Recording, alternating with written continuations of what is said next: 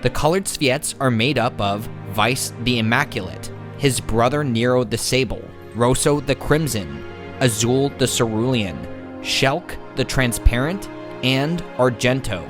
Then there is the entirety of the regular Sviets, the elite soldiers of Deepground, and then regular Deepground soldiers. The above mentioned are so Mako dependent that their only way in which they can survive is through the suits that they wear, and Mako baths, the same suits that we see in Intermission. This group and the colored Sviets are all essentially prisoners in Deepground, held against their will to be a part of the experiments of Deepground scientists. All of these prisoners are dedicated to Vice, as he is the strongest amongst the Deepground soldiers and is the heart of the rebellion. All of these groups together make up this secret rebellion. Now, the ones appointed to watch over Deepground and all of its experimentation for Shinra are soldiers who are in control of Deepground, the Restrictors. Characters that have had the entirety of their identities removed from any official records, all in an effort by Shinra to keep the experiments of Deepground a complete secret. Deepground is a place for human experimentation, and the goal of these experiments is to create the most powerful soldiers for President Shinra's use. These experiments are those born in Deepground, created in Deepground, or people who have volunteered willingly to participate in these experiments, or are captured individuals that once lived on the surface of Gaia. The point is that all Deepground soldiers are essentially kept in Deepground against their will, and regardless of how they feel about their situation, they must fight each other in order to stay alive. The reason for this forced conflict is not only to test the experiments and make them stronger, it is also done to collect battle data that is then gathered and used for further experimentation on both existing members and to create new specimens. This process is repeated over and over and over and over until they get the absolute best result, the strongest soldier possible. So Vice, the strongest colored Sviet in Deepground, decides one day that he no longer wishes to be a slave to Deepground. So he, along with the other colored Sviets, decide that they wish to break free from Shinra's control and take over Deepground. But as you're about to find out, this is a lot more difficult than it sounds, and this is for a couple of reasons. The first one being a program known as Lady Patricia. Lady Patricia is the program in charge of keeping the Sviets under the control of Shinra. This is done through a programmed chip that is implanted into each experiment in Deepground. And through those chips, Lady Patricia gives the Restrictors, the overseers of Deepground, the ability to immediately take control of and subdue the body of any Deepground soldier. This system is implemented in order to keep Deepground soldiers from ever being able to challenge the Restrictors, thus allowing them to always have the power needed to stay in control of any situation. So know that while the Restrictors have this level of control over every Deepground soldier through these chips and are powerful soldiers in their own right, they need this power in order to subdue not only disobedient Deepground soldiers, but also Deepground soldiers that are more powerful than they are. The only ones notably able to even come close to resisting the chip's power are Vice and Nero. That while the chip effectively stops them in their tracks, they are able to resist this power much more effectively than anyone else. For this reason, the Restrictors also take extra precaution with Nero and Vice by restraining them in different parts of Deepground. Most notably, Vice's throne room at the center of Mako Reactor 0, the reactor located just below Shinra HQ. This will be very important to know for later. I want to very quickly mention that all of the information I just gave you, which is from Dirge of Cerberus lore, is all featured in Vice's official bio in Intergrade. That he is the Emperor of Deepground, but chained up to his throne. That alone gives us a lot. Square is very aware of what is happening when in Final Fantasy VII's lore, and are staying true to that. Also, this starts giving us an accurate time frame of events, as we also know from Dirge and subsequently the intermission bio, Weiss is not to be freed from his shackles unless he is being experimented on. And he is not permanently freed from these shackles until after his rebellion is complete, which means that the restrictors are still in control of Deepground in intermission. But there's still more to get from the story than just this piece of info. So, with all of these safety measures in mind, what exactly does Weiss and the other colored Sviets do to overthrow the restrictors, thus gaining their freedom? This is where the plot of Dirge of Cerberus's multiplayer comes in. One of the colored Sviets, Shulk, uses the ability S&D, an ability that allows somebody to explore the worldwide network, essentially the internet in Final Fantasy VII, in the form of a virtual reality. Shulk is then able to tamper with chips before they are implanted into new experiments to give certain newly instated Deepground soldiers a defective chip. This step allows certain new recruits, i.e. your player character in the multiplayer story, the ability to fight against the restrictors without being affected by the restraints of the chip through Patricia.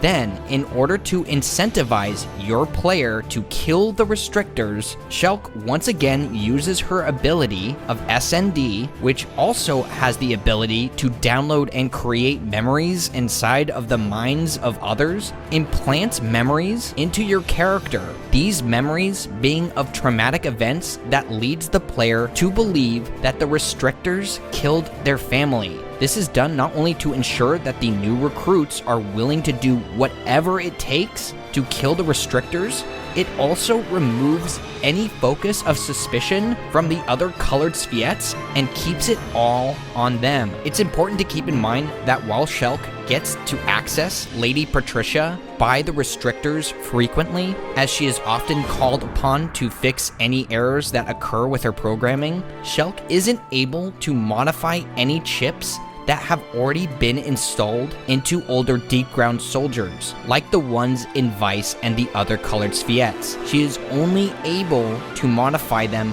before they are implanted.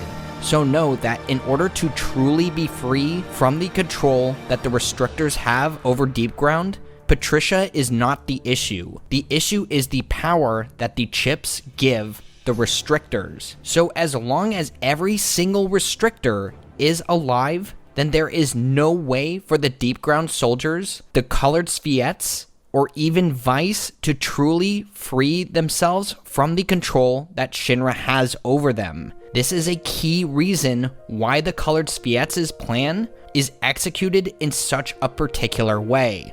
All in secret and all very carefully. All in an attempt to not raise any awareness of the plan to the restrictors. The restrictors at certain points in the story do realize that there are some defective chips in certain recruits, but in these instances, restrictors just kill these defects. That means that even if one of Shulk's mind-warped Deepground soldiers are successful in staying alive long enough to make them a candidate for the rest of the colored Sviets' plans, the restrictors will murder them without a second thought if they found out that they have defective chips. This is just further highlighting how delicate and painful this process is. A process that the colored Sviets even complain about at the end of the multiplayer, as there is just so much that can go wrong. So during the Dirge of Cerberus multiplayer story events, the player assumes the role of a new recruit for Deepground, in which the player is forced to take up arms against his fellow recruits and fight to climb the ranks. This character, having worked his or her way up to earn the title of a Sviet, is granted the opportunity to fight Weiss. an opportunity given to anyone who earns this ranking. During your challenge of Vice, the player with their unrestricted will through their defective chip and their false drive to rebel against the restrictors help Vice murder a single restrictor by distracting him long enough for Vice to make a move against him. This is the first instance of Deepground's rebellion killing a restrictor. This moment, which will be important to keep in mind for the timing of intermission. This is where the full extent of the plan is explained. The plan here is to take the armor of the recently slain restrictor and then put one of Shulk's puppets, who is also a Sviet, into the restrictor's armor. This Sviet is to then assume the identity of the restrictor that was slain. This accomplishes something very important. This allows for Vice's rebellion to go undetected by the other restrictors. And while you may think the restrictors would sniff out the ruse immediately, restrictors are actually unaware of each other's identities. We also never see more than one restrictor at a time, which indicates perhaps that they aren't even really around each other as far as we can tell, or they just operate separately from one another. For that reason, this kind of disguise is almost impossible to notice. This allows Vice, with the help of the colored Sviets and the mind-controlled Sviets, to repeat this plan over and over to pick off every single restrictor, all without alerting not just the restrictors, but the Deepground scientists and Shinra to Vice's rebellion. And when I say repeat the plan, I mean from top to bottom repeat. Create the defective chip, get that Deepground soldier to Sviet ranking, then have them fight Vice under the watch of a restrictor, then kill that restrictor. Keep in mind that this process takes quite a bit of time as it is, but is getting more and more time consuming. It's highlighted by a restrictor that as the experiments in Deepground get stronger, the Sviet program is getting more and more rigorous, meaning less of a chance for a defected chipped soldier to rise in the ranks. All of these factors slow the process of the rebellion. So, what is the end goal of the plan? The end goal here is to do this with every single restrictor in Deepground. And once the elimination of all the restrictors is accomplished in secret, Vice and all of Deepground will be able to be freed. If anyone were to become aware of this coup, it would end in the death or termination of all the Sviets involved, and or the restrictors putting yet another safety measure to prevent something like this from ever happening again.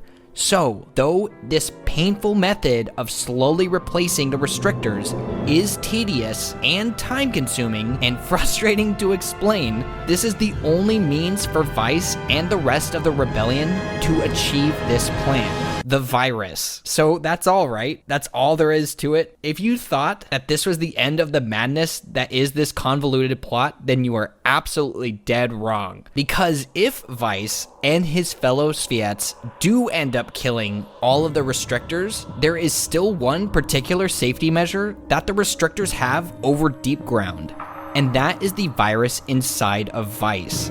Yeah, this virus is only triggered when the entirety of the restrictors are killed. Once this happens, this final safety measure will kill Vice in 3 days. That sounds like a trap card in Yu-Gi-Oh!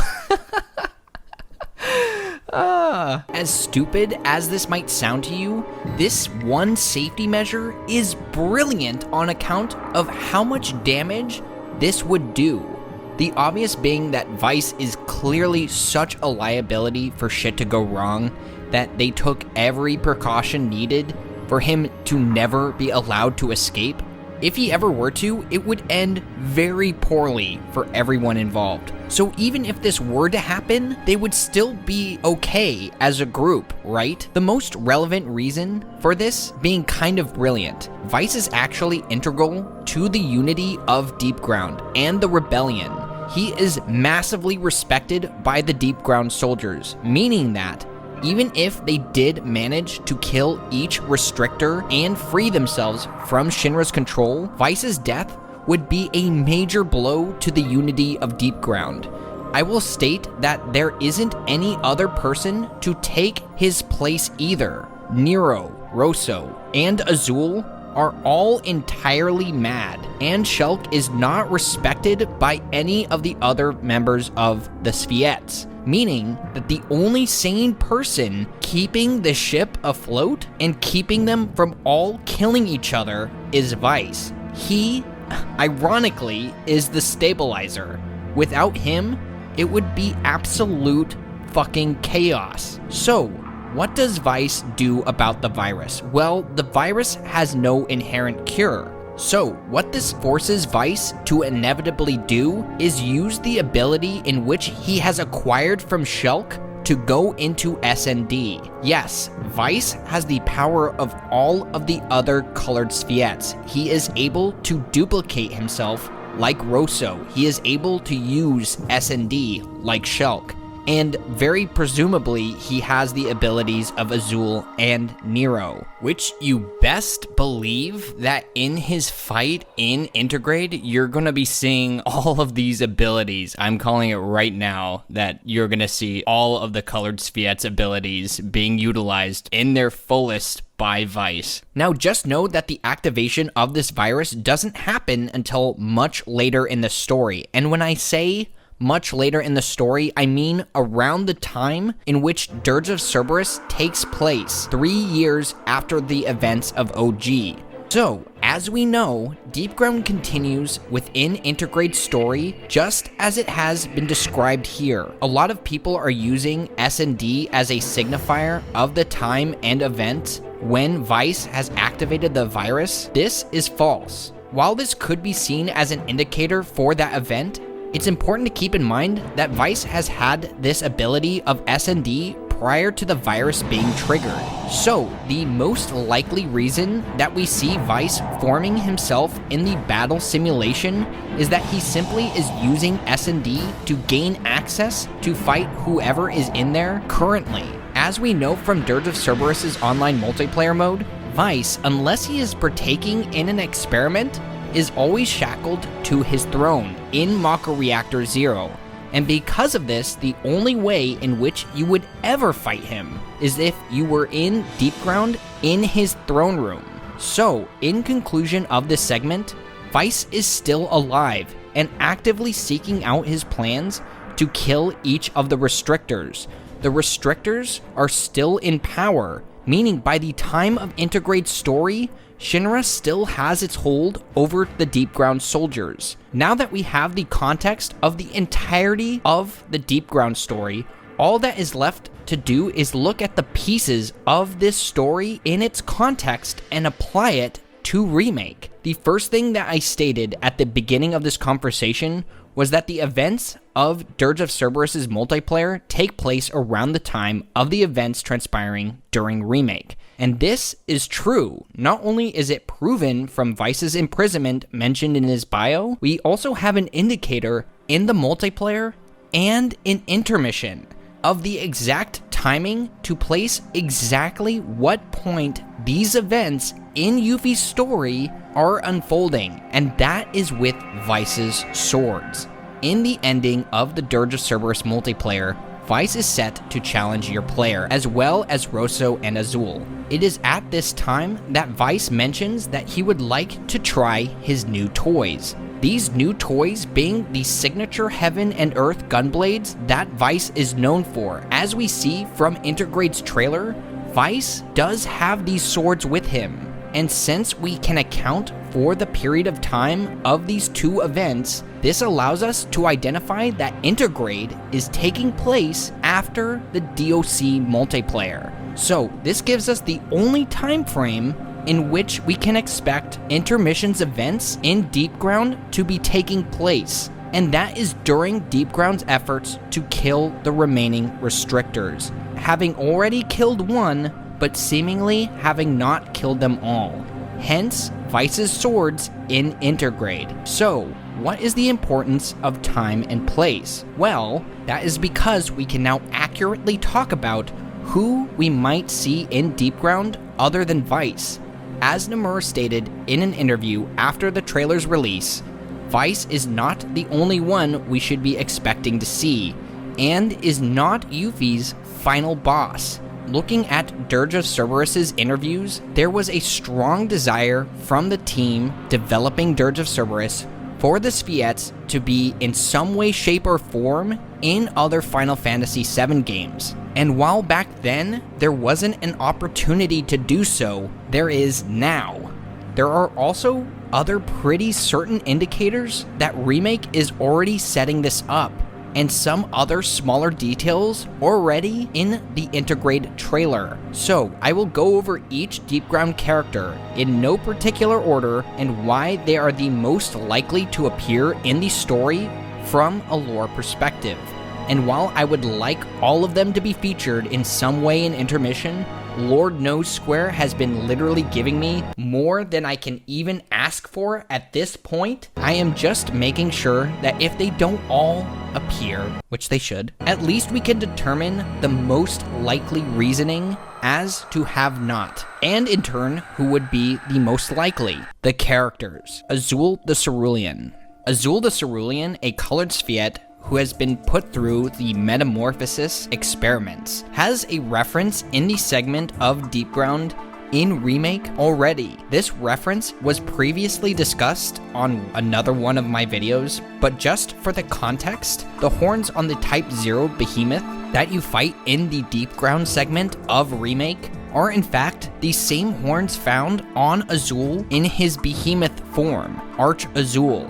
So rather than this reference just being a nod, I think it's foreshadowing. As we know from the Dirge of Cerberus multiplayer, Azul is one of the few colored Sphettes that isn't restricted to certain areas of Deepground. Those who would be are Rosso, Vice, and Nero. And it is for this reason that I think that he would be the most likely to appear in the story, as he is the one that has the most presence in the base game so far and enough access in Deepground. Shulk. Shulk might seem like a weird choice, as there is nothing that alludes to her presence in the main story of Remake. She, however, more than any other colored Sphiette, is allowed a wider access to Deepground. Her skill set is used for required maintenance through all of Deepground. It is for this reason that her presence in any part of Deepground is more certain than any other colored Sphiette. She also can monitor most of the activity that takes place in Deepground. Through her S&D ability, she can literally see out of every helmet worn by the Deepground soldiers. I would also like to mention once again that we see Vice use his power of S&D in the Integrate trailer, and the only way in which Vice would have this ability is through Shulk being present somewhere in the story. So, not only is she already alluded to through this ability, her level of access in Deepground makes her a higher probability than anyone else but Azul. I would also like to take the time to mention some looser connections. Sonon makes mention of a sister, one that is seemingly lost.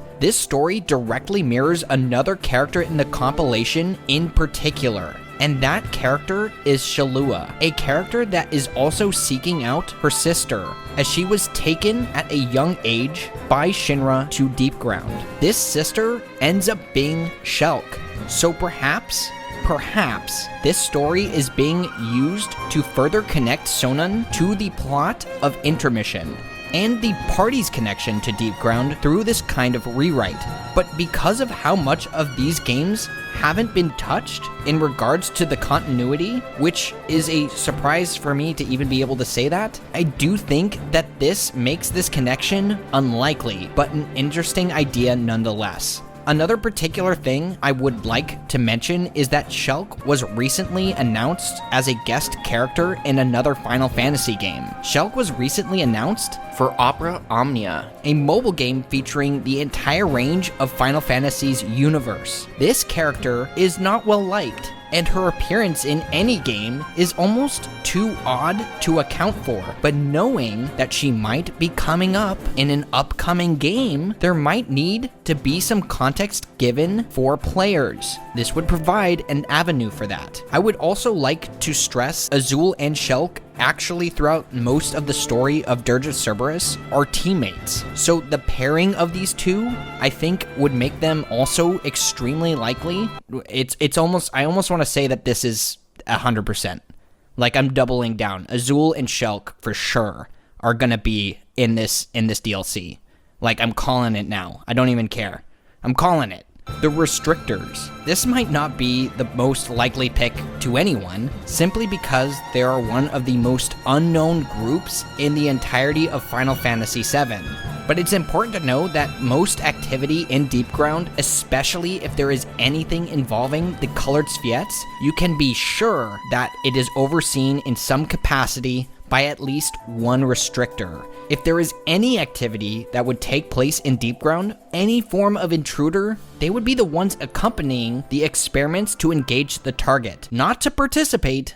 Don't get me wrong, the restrictors, while they seem to enjoy killing as much as the next crazy in Deepground, they also enjoy watching those in Deepground fight to the death. So, while you may not fight one, it's not outside of the realm of possibility that one would be around. It would maybe even be an interesting idea to have Yuffie and Sonon kill a couple restrictors. That would definitely help Vice finish the rebellion a little sooner than usual, but that's just speculation. Just a thought. Rosso the Crimson. I'm gonna be straightforward with you guys. Rosso is unlikely from a lore perspective, as there is not a lot of access that this character has to Deepground, as she is bloodthirsty in ways that make her very dangerous to anyone around her. But there is a moment in Dirge of Cerberus that is slightly suspicious. That might be something that makes her a candidate. And that is because it involves Yuffie and a curious observation. Shout out once again to Miss Winerib for this find, because it's pretty remarkable. In this clip, Yuffie saves Vincent from Rosso just having torn the proto-materia out of him. Yuffie shows up to save the day, blinds Rosso, and then vanishes. To which Rosso says this. Would I flee? That is a pretty interesting indicator right there. Now, from what I understand, Rosso, and generally speaking, the Deepground army, are very aware of the powers that be during the time of Dirge of Cerberus. As Rosso mentions the World Regenesis program, the group combating Deepground, and the group dedicated to helping protect the planet, and the organization that Yuffie is a part of in Dirge of Cerberus, she seems very aware of them. This dialogue in which Rosso speaks of the WRO takes place very early on in the game, which clarifies Deepground's awareness of that group. But this clip being so specific to Yuffie and the mention of Wutai has me very fucking suspicious that maybe these two characters may have come into contact before. This is highly unlikely, as I am sure there is a reasonable explanation for this in Dirge of Cerberus, other than what I have already mentioned, but this is one possibility for it. And honestly, if we're strictly speaking outside of the lore, Rosso is Nomura's favorite character from Dirge of Cerberus. It's his favorite design. And he said that it is the one that felt the most part of the Final Fantasy VII universe out of all of the other Sviets, which does make her, just by default, a good choice, but again, from my perspective, a least likely option. Nero. This character is a wild card for me, as we know that Nero in DOC's multiplayer is literally stuck to a giant slab in a basement in Deepground, and this pretty clearly excludes him, as we only see him attached to this thing in the multiplayer and nowhere else. But the likelihood of his appearance is not necessarily determined by this. Nero's power allows him to move freely through the world of Final Fantasy VII on a whim, teleporting insane distances to wherever he chooses, and he is able to feel the presence of intruders that enter his brother's throne room. So, if I'm being honest, the likelihood of his appearance is only determined under these circumstances of his brother's safety, as this attachment to his brother might give him the strength to unshackle himself. But because he does not appear in the DOC multiplayer scene, moving around freely at any point, he is on the lower end for me. Argento would be so cool to have in the game. She is also a colored Sviet, and the reason I haven't mentioned her in any detail is because she doesn't really have that much of a presence in the main story for DOC, but there are things about her that make her worth mentioning. Other than the fact that she looks like a complete badass, but just know out of all of the characters I've mentioned that are colored Sviets, she is the least likely, in my opinion, to appear, but a character that I would absolutely love to see. Argento created Vice's swords, as well as made Shulk's sabers. The only thing worth mentioning here is that she just vanishes after the DOC multiplayer, and doesn't show up in Dirge of Cerberus at all. This character literally disappears, and there is no mention as to what happened to her. I would love to have some sort of resolution to this character, but as she is already in the running for being the most obscure character on the planet in regards to Final Fantasy VII, it seems unlikely. Her headdress, however, does have me suspicious and theorizing, but nothing to report on that yet.